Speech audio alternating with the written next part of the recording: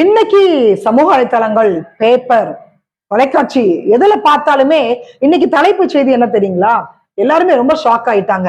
இலக்கியா தற்கொலை முயற்சி. அடடா, இலக்கிய தற்கொலை முயற்சியா? நம்முடைய கவர்ச்சி கண்ணியாச்சே, நம்முடைய கனவு கண்ணியாச்சே, என்னப்பா ஆச்சு இலக்கியாக்கு அப்படின்னு கேள்வி எல்லாம் கேட்டுட்டு இருக்கிறாங்க. இலக்கியா வந்துட்டு சூப்பர் சுப்பராயன் ஸ்டண்ட் மாஸ்டர் இருக்காருல்ல, அவங்களுடைய பையன் திலீப் சுப்பராயனோட 6 வருட காலமா குடுத்தனம் நடத்திட்டு இருக்கிறாங்க போல தெரியுது, லிவிங் டுகெதர் முறையில. அப்ப அந்த பையன் வந்து இவங்களை மட்டும் இல்லைங்க, நிறைய பெண்களோட தொடர்புல இருந்திருக்கான். இதை தட்டி கேட்ட உடனே இந்த பொண்ணை போட்டு அடிச்சிருக்கிறா. இந்த பொண்ணு இன்ஸ்டாகிராம்ல ஒரு பதிவு போட்டுக்கிறா, என்னுடைய சாவுக்கு வந்து திலீப் சுப்பராயன் தான் காரணம் அப்படின்னு போட்டுக்கிறா. சோ டிக்டாக் இலக்கியா வந்து இன்னைக்கு போரூர்ல தனியார் ஹாஸ்பிட்டல் இருக்கிறாங்க ட்ரீட்மெண்ட்ல. இந்த பொண்ணை பத்தி நமக்கு நல்லாவே தெரியுங்க. கஷ்டப்பட்ட ஒரு குடும்பத்துல உள்ள ஒரு பொண்ணு, அம்மா கிடையாது. சினிமா துறையில இருக்கக்கூடிய ஈடுபாடு, சென்னைக்கு வர்றாங்க, நகை பொருள் எல்லாத்தையும் வாங்கிட்டு இந்த திரை உலகம் எப்போதும் போல அவங்கள வந்துட்டு பாலியல் விஷயத்துல வந்து தள்ளிட்டாங்க. சோ அதற்கு மேல வந்து ஒரு சேனல் ஆரம்பிச்சு இந்த பொண்ணு வந்து சர்வே பண்ணிட்டு இருக்கிறாங்க. இப்பதான் புதுசா ஏதோ வீடு கட்டினதெல்லாம் வந்து இன்ஸ்டாகிராம்ல போட்டிருந்தாங்க. அப்படிப்பட்ட ஒரு பெண்ணு இன்னைக்கு வந்து பாத்தீங்கன்னா ஹாஸ்பிட்டல் இருக்கிறாங்க, தற்கொலை முயற்சி, உயிருக்கு போராடிட்டு இருக்கிறாங்க. இதுதான் வந்து இன்னைக்கு தலைப்பு செய்தியாக இருக்குது. இதற்கு பொங்கிய மக்கள், இதற்கு வந்து கமெண்ட் தெரிவிச்ச அந்த மக்கள், இதே தமிழகத்துல, இதே சமுதாயத்துல நடந்துட்டு இருக்கக்கூடிய மிகப்பெரிய ஒரு திருட்டு, உயிரை பறிக்கக்கூடிய ஒரு அதிர்ச்சி சம்பவம். எனக்கு ரொம்ப ஷாக் ஆயிட்டு அந்த செய்திகளை பார்க்கும் பொழுது. நாமக்கல் மாவட்டம் குமாரபாளையம், பள்ளிப்பாளையம் இந்த இடங்கள்ல இருக்கக்கூடிய பகுதிகளில் இருக்கக்கூடிய விசைத்தறி தொழிலாளர்கள், இன்னைக்கு எந்த தொழில் வந்து ரொம்ப நொடிந்து போய் இருக்கிறது, எந்த தொழிலாளர்கள் ரொம்ப கஷ்டப்படுறாங்க அப்படின்னு பாத்தீங்கன்னா இந்த நெசவாளர்கள், விசைத்தறி தொழில் மட்டும்தாங்க ரொம்ப அடி மட்டத்துல போயிட்டு இருக்கு நம்ம சொல்லலாம். சோ அந்த அளவுக்கு குடும்பத்தை ரன் பண்ண முடியல, குழந்தைங்களுடைய படிப்பை பார்க்க முடியல, ஒரு நேரம் சாப்பாட்டுக்கு கஷ்டப்பட்டு இருக்கக்கூடிய இந்த விசைத்தறி தொழிலாளர்களுடைய வறுமையை பயன்படுத்தி இடைத்தரகர்கள் என்று சொல்லக்கூடிய ஏஜென்ட்கள் அவங்களுடைய கிட்னியை வந்து விலை பேசி இருக்கிறாங்க. இது வந்து 10 வருட காலமாக நடந்துட்டு இருக்குது. இன்னைக்கு நேற்று மட்டும் இல்லைங்க, 10 வருடங்களாக நாமக்கல் மாவட்டத்தை பொறுத்த வரைக்கும் இந்த கிட்னி திருட்டு என்பது நடந்துட்டே இருக்குதுங்க. இதற்கு வந்துட்டு நம்மளுடைய தமிழக ஹெல்த் மினிஸ்டர் மா சுப்பிரமணியன் சார் வந்து ஒரு பெயர் வச்சிருக்கிறாரு. என்ன சொல்றாரு அவரு அப்படின்னு பாத்தீங்கன்னா, இது வந்து கிட்னி திருட்டு கிடையாதுங்க, இது முறைகேடு. என்னன்னா, ஒருத்தர்கிட்ட கிட்னி திருட்டுனாதான் அது திருட்டுங்க. இத்தனை பேர்கிட்ட, கிட்டத்தட்ட 600 பேர்கிட்ட அந்த கிட்னியை வந்து திருடி இருக்கிறாங்க, 600 பேர்கிட்ட. அப்ப இது வந்து முறைகேடு அப்படின்னு ஒரு புதிதா ஒரு பெயர் வந்து அவர் வச்சிருக்கிறாரு. நீங்க பாத்தீங்க, பாலிமர் சேனல்ல பாத்தீங்கன்னா சாராயம் குடிக்கிறவங்கள, இந்த மது குடிக்கிறவங்கள வந்து அவங்க ஒரு பெயர் வச்சிருப்பாங்க, மது பெரியர்கள். கள்ள உறவுல இருக்கக்கூடியவங்களுக்கு ஒரு பெயர், திருமணம் தாண்டிய உறவு. அதே மாதிரி இன்னைக்கு ஹெல்த் மினிஸ்டர் வந்து புதுசா ஒரு பெயர் வச்சிருக்கிறாரு, முறைகேடு.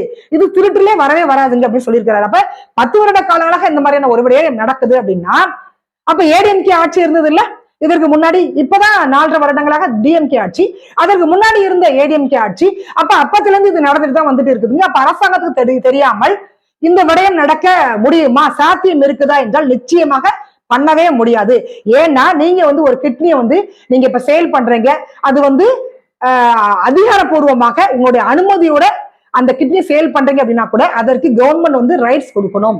அங்க அனுமதி வாங்காம நீங்க வந்து கிட்னி வந்து தானம் பண்ண முடியாது. அப்படி ஒரு காலகட்டத்துல 10 வருட காலங்களாக 600 பேருக்கு மேல, 600 பேர் சும்மா சொல்றாங்க, பட் எவ்வளவு தெரியாது நமக்கு.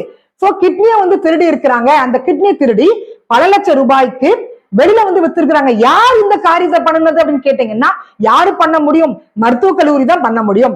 அப்ப அந்த கல்லூரி யாரு? தனலட்சுமி சீனிவாசன் கல்லூரி தாங்க. உங்களுக்கு நல்லாவே தெரிஞ்சிருக்குல்ல, மிகப்பெரிய ஒரு நிறுவனம். அது வந்துட்டு மிகப்பெரிய ஒரு சாம்ராஜ்யத்தை இன்னைக்கு பெரம்பலூர் மாவட்டத்துல யாரு பண்றாங்கன்னா இந்த தனலட்சுமி சீனிவாசன் கல்லூரி தான் பண்ணிட்டு இருக்கிறாங்க. அதோடைய ஓனர் வந்து சீனிவாசன் அப்படின்றவர் தான். 1994 தான் ஃபர்ஸ்ட் இந்த கல்லூரி வந்து ஆரம்பிக்கிறாங்க. அது பிறகு பாத்தீங்கன்னா கலை, அறிவியல், மருத்துவம், அது ஏகப்பட்ட கல்லூரி. இன்னைக்கு பாத்தீங்கன்னா 30க்கும் மேற்பட்ட பள்ளிகள், கல்லூரிகள் அங்க இருக்கிறாங்க. அது மட்டும் இல்லைங்க, நான் வந்து வாசிச்சு காமிக்கிறேன், நீங்களே வந்து ஷாக் ஆயிடுவீங்க. அவங்க எவ்வளவு பெரிய சாம்ராஜ்யத்தை பெரம்பலூர் மாவட்டத்துல பண்ணிட்டு இருக்கிறாங்கன்றத நீங்க பாருங்களேன்.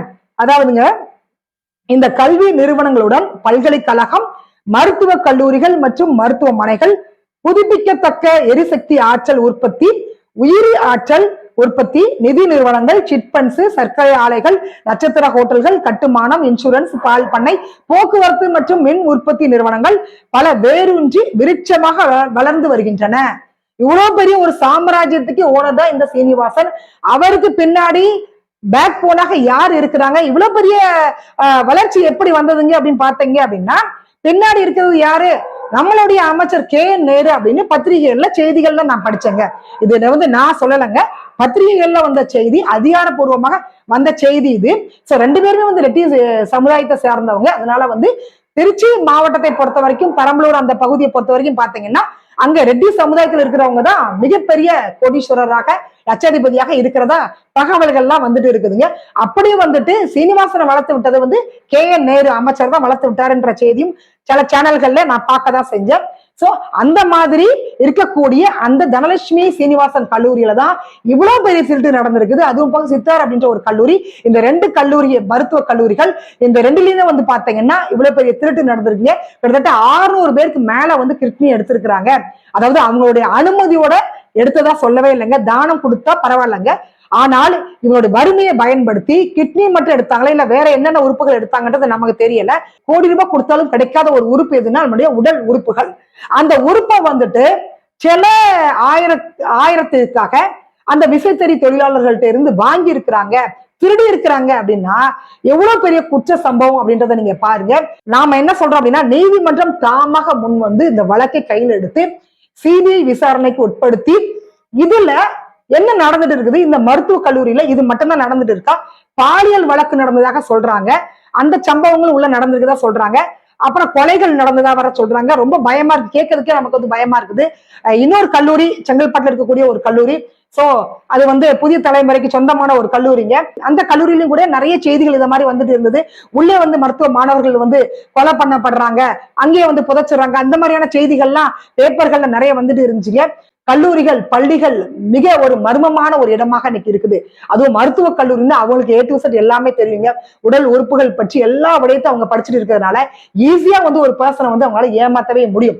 உடல் உறுப்புகள் என்னென்ன இருக்குன்றது நமக்கு தெரியாது, பட் அவங்களுக்கு எல்லா விடயமே தெரியும். அப்ப இந்த திருட்டு என்பது, மருத்துவ கல்லூரியில் நடந்த இந்த திருட்டு என்பது யாருக்கும் தெரியாம நடந்திருக்க வாய்ப்பே கிடையாது. இது வந்து ஒரு டீம் ஒர்க். அங்க இருக்கக்கூடிய டாக்டர்ஸ், நர்ஸ் உட்பட, அமைச்சர் உட்பட எல்லாருக்கும் தெரிந்து நடந்த ஒரு திருட்டதான் இதை நம்ம வந்து பார்க்க முடியும். சோ ஆட்சி அதிகாரத்தில் இருக்கக்கூடியவங்களுக்கு இது நிச்சயமாக தெரிஞ்சிருக்கும். அப்ப அந்த கிட்னி வந்து வெளியில யார் யாருக்கு சேல் பண்ணாங்க, எப்படி பண்ணாங்க, என்ன பண்ணாங்க, உள்ள போயிட்டு முழுக்க முழுக்க ஒரு CBI விசாரணை வைத்து நீங்க வந்து விசாரிச்சீங்க அப்படின்னா அந்த மருத்துவ கல்லூரிகளில் நடக்கக்கூடிய அந்த மர்மமான கொலைகள், இந்த கற்பழிப்பு வழக்குகள், கற்பழிப்பு சம்பவங்கள், இந்த மாதிரி கிட்னி எடுத்துருந்தாங்களே இல்ல வேற என்னென்ன பண்ணிட்டு இருக்காங்க உள்ள அப்படின்ற விடயங்கள்லாம் நமக்கு தெரிய வரும். நான் சமீப காலங்களாகவே பாத்தீங்கன்னா பள்ளிகள்ல கல்லூரிகள்ல நடக்கக்கூடிய இந்த பாலியல் சம்பவங்கள் ரொம்ப பயமா இருக்கு குழந்தைகளை வந்து ஸ்கூலுக்கு அனுப்புறதுக்கு. சோ சட்ட பிரகாரம் வந்து இதற்கு என்ன தண்டனை இருக்குது, இது வந்து எப்படி வந்து இந்த வழக்கை வந்து எடுத்துட்டு போலாம், கண்டிப்பாக அட்வொகேட் யாராவது பாத்தீங்கன்னா உங்களுடைய கமெண்ட் வந்து நீங்க பதிவு பண்ணுங்க. சோ இந்த வழக்கு எப்படி போகும் அப்படின்றத நாம வந்து பார்த்துட்டு இருக்கலாம். இப்பவே வந்துட்டு முட்டு கொடுக்க ஆரம்பிச்சிட்டாரு அமைச்சர் அப்படின்றத சமூக வலைத்தளங்கள் எழுதிட்டு இருக்கிறாங்க. ஏன்னா திருட்டு என்பதற்கு பதிலாக முறைகேடு அப்படின்னு சொல்லியிருக்கிறாரு. சோ இதோடைய ஹிஸ்டரி எல்லாமே வந்து நிறைய சேனல்கள்ல போட்டுட்டு இருக்காங்க. இந்த தனலட்சுமி சீனிவாசன் எப்படி வந்து இவ்வளவு பெரிய நிறுவனமாக மாறியது, சிட்பண்ட் நிறுவனம் நடத்தி நிறைய பேர் வந்து இன்னைக்கு மூடிட்டு போயிட்டாங்க. பட் இந்த தனலட்சுமி சீனிவாசன் மட்டும் இவ்வளவு தூரம் நிற்பதற்கான காரணம் என்ன, இவ்வளவு பெரிய கோடீஸ்வரனா ஆவதற்கான காரணம் என்னன்னா அதற்கு பின்னாடி இருக்கக்கூடிய அமைச்சர் KN நேரு அப்படின்றதையும் நம்ம செய்திகள்ல படிச்சுட்டு இருக்கிறோம். சோ அது எந்த அளவுக்கு உண்மை அப்படின்றத வந்து நீதிமன்றம் தான் சொல்லணும், அரசாங்கம் தான் சொல்லணும், காவல்துறை தான் அதுல சொல்லணும். சோ விசாரணை அப்படின்றத வந்து தொடங்கி இருக்காங்க, பார்த்தா என்ன நடக்கு அப்படின்றத. சோ இலக்கியாவுக்கு பொங்கக்கூடிய மக்கள் இந்த நாமக்கல் விடயம் இதெல்லாம் வந்து தெரிஞ்சுக்கோங்க. இதற்கு உங்களுடைய கருத்துக்கள் என்ன, நீங்க என்னென்ன சம்பவங்களை வந்து பார்த்திருக்கீங்க, நீங்க நாமக்கல் மாவட்டத்தில் இருந்தீங்க அப்படின்னா கண்டிப்பா உங்களுடைய கமெண்ட் வந்து நீங்க பதிவு பண்ணுங்க. மீண்டும் சந்திக்கலாம். நன்றி, வணக்கம்.